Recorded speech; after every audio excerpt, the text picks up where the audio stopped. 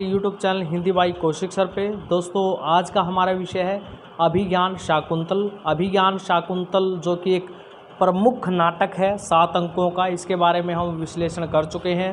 पहला पार्ट हम बना चुके हैं, आज बात दूसरे पार्ट के। दोस्तों ऐसा कोई भी एग्जाम नहीं है जहाँ पर इसके बारे में क्वेश्चन ना पूछे जाते हो। तो चलिए स्टार्ट करते हैं अभिज्ञान शाकुंतल।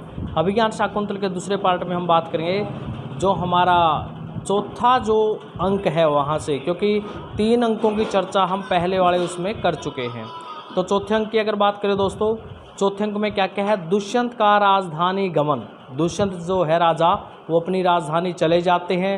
और शकुंतला विरह मगन व दुर्वासा का श्राप, अर्थात तब जो शकुंतला है वो विरह में मगन हो जाती है और तब वहाँ पर दुर्वासा ऋषि आते हैं और शकुंतला को श्राप दे जाते हैं।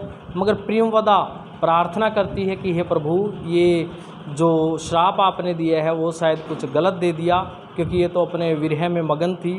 तो अभिज्ञान की संतुष्टि, तब ऋषि कहते हैं अगर कोई अभिज्ञान दिखाया जाएगा, कोई ऐसी चीज़ जो जानकार होगी जिसकी, तो उसको याद आ जाएगी। तो यहाँ तक बात करते हैं। उसके बाद कण्व ऋषि अपने आश्रम में आ जाते हैं, जो कि गए हुए थे तीर्थाटन के लिए, और शकुंतला को पति घर भेजने की विदाई का वर्णन भी चौथे अंक में है। दोस्तों सबसे महत्वपूर्ण अंक चौथा अंक बताया गया है।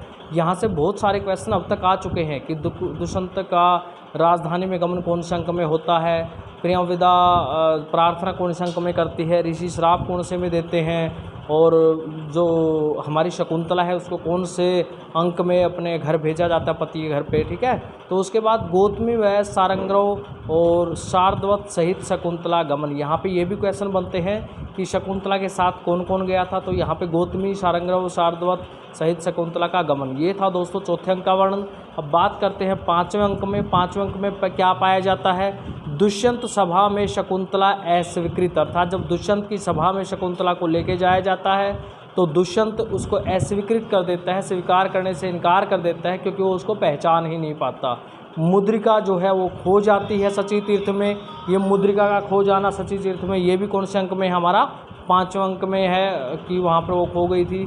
शकुंतला के कटु वचन, जब शकुंतला राजा के अस्वीकृत किए जाने पर उसको कटु वचन बोलती है। शिष्य शकुंतला को छोड़कर जाना, अर्थात जो शिष्य है वो शकुंतला को वहाँ पे छोड़ के चली जाती है। और माँ मेनका का शकुंतला को ले जाना, तो ये क्वेश्चन कई बार आया है।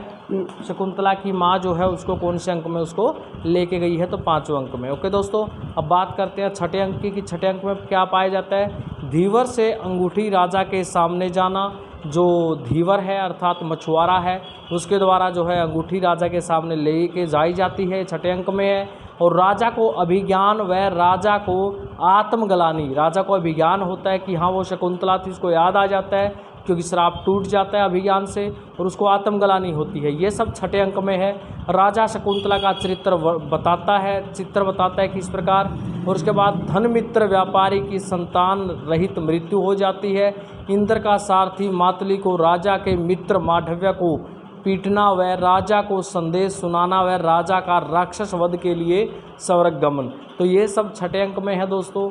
उसके बाद बात करते हैं 7वां अंक। 7वें अंक में क्या है, तो देखिएगा 7वें अंक में किस चीज़ का वर्णन है, ये देखिए 7वां अंक। दैत्य संहार कर हेमकूट पर्वत पर इंद्र, विष्णु, ब्रह्मा, कश्यप, अदिति का दर्शन।